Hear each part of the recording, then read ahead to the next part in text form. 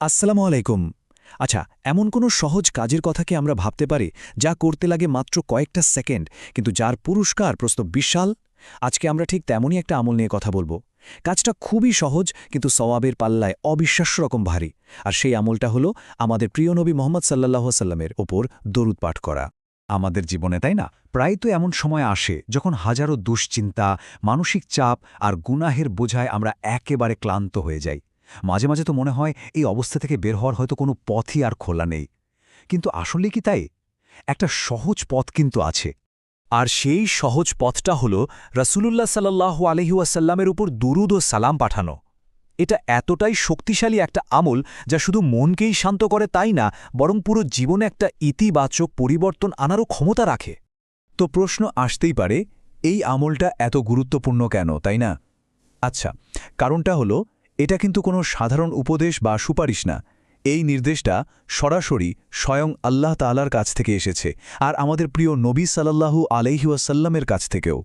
একবার ভেবে দেখুন তো ব্যাপারটা, স্বয়ং আল্লাহ এবং তার সমস্ত ফেরেশতারা নবীর ওপর দরুদ পাঠ করছেন। আর এরপরই আল্লাহ আমাদের মানে মুমিনদেরকে এই একই কাজটা করার আদেশ দিচ্ছেন।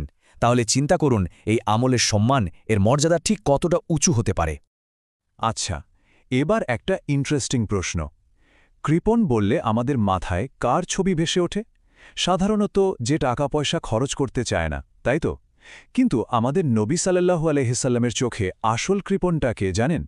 হাদিসটা একদম পরিষ্কার। আসল কৃপণ হল সেই ব্যক্তি যার সামনে নবী সাল্লাল্লাহু আলাইহি সাল্লামের নামটা নেওয়া হলো, কিন্তু সে তার উপর দুরুদ পড়ল না। এটা কিন্তু আমাদের সবার জন্য একটা বিরাট বিরাট সতর্কবার্তা। তো সতর্কবার্তাটা শুনলাম, এবার আসি সবচেয়ে এক্সাইটিং পার্টে, এর পুরস্কার। মানে এই ছোট্ট একটা কাজের বিনিময়ে আল্লাহ আমাদের জন্য কি কি অসাধারণ গিফট রেখেছেন, চলুন এবার সেটা একটু দেখি।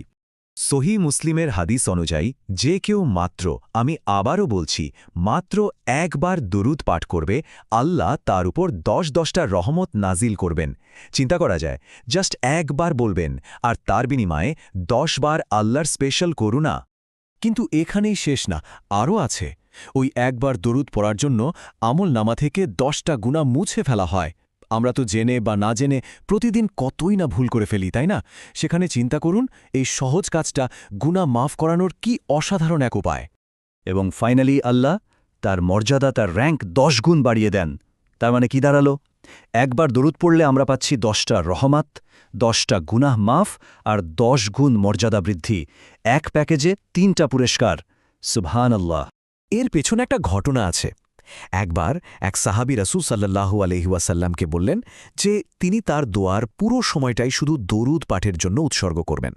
তখন আমাদের নবী সাল্লাল্লাহু আলাইহি ওয়াসাল্লাম তাকে এই অবিশ্বাস্য সুসংবাদটা দিয়েছিলেন। কি বলেছিলেন? তাহলে তোমার সব দুশ্চিন্তা দূর করা হবে এবং তোমার গুনাহ ক্ষমা করে দেওয়া হবে। এটা কি প্রমাণ করে? এটাই যে দরুদ পাক দুনিয়া আর আখিরাত দুই জায়গারই সমস্যার সমাধান। কিন্তু আসল মানে সবচেয়ে বড় পুরস্কারটা কিন্তু এখনও বাকি। আর সেটা অপেক্ষা করছে কিয়ামতের সেই কঠিন দিনে, যেদিন সবাই নিজের চিন্তা নিয়ে পেরেশান থাকবে। সেদিন কারা রাসূল সাল্লাল্লাহু আলাইহি ওয়াসাল্লামের সবচেয়ে কাছে থাকবে জানেন?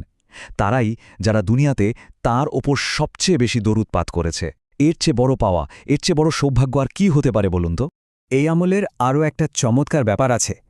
এটা আমাদের প্রিয় নবী সাল্লাল্লাহু আলাইহি ওয়াসাল্লামের সাথে একটা ডিরেক্ট, একটা পার্সোনাল কানেকশন তৈরি করে দেয়। আমরা পৃথিবীর যেখানেই থাকি না কেন, কোনো সমস্যা নেই। এই হাদিসটা শুনলে মনটা ভরে যায়। আমাদের আর রাসূল সাল্লাল্লাহু আলাইহি ওয়াসাল্লামের মাঝে হয়তো শত শত বছরের ব্যবধান, হাজার হাজার মাইলের দূরত্ব, কিন্তু যখনই আমরা দুরুদ পড়ি, ফেরেশতারা সেটা সরাসরি তার কাছে পৌঁছে দেন। ভাবুন তো একবার, কি অসাধারণ একটা অনুভূতি!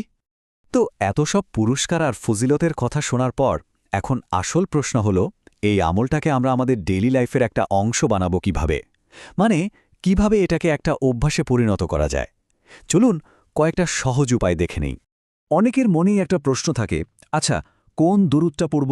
দেখুন, কোনো সন্দেহ নেই যে সবচেয়ে সেরা হলো দুরুদ ইব্রাহিম, যেটা আমরা নামাজে পড়ি। কিন্তু ব্যস্ততার মধ্যে, ধরুন রাস্তাঘাটে চলার সময় বা কাজের ফাঁকে, সবচেয়ে সহজ যেটা সাল্লাল্লাহু আলাইহি ওয়াসাল্লাম, এটাও পড়া যায়। মনে রাখতে হবে দুটোই কিন্তু অত্যন্ত ফজিলতপূর্ণ। অভ্যাস তৈরির জন্য একটা সিম্পল রুটিন ফলো করা যেতে পারে। যেমন ১. একটা টার্গেট সেট করা, দিনে অন্তত ১০০ বার পড়ব। ২.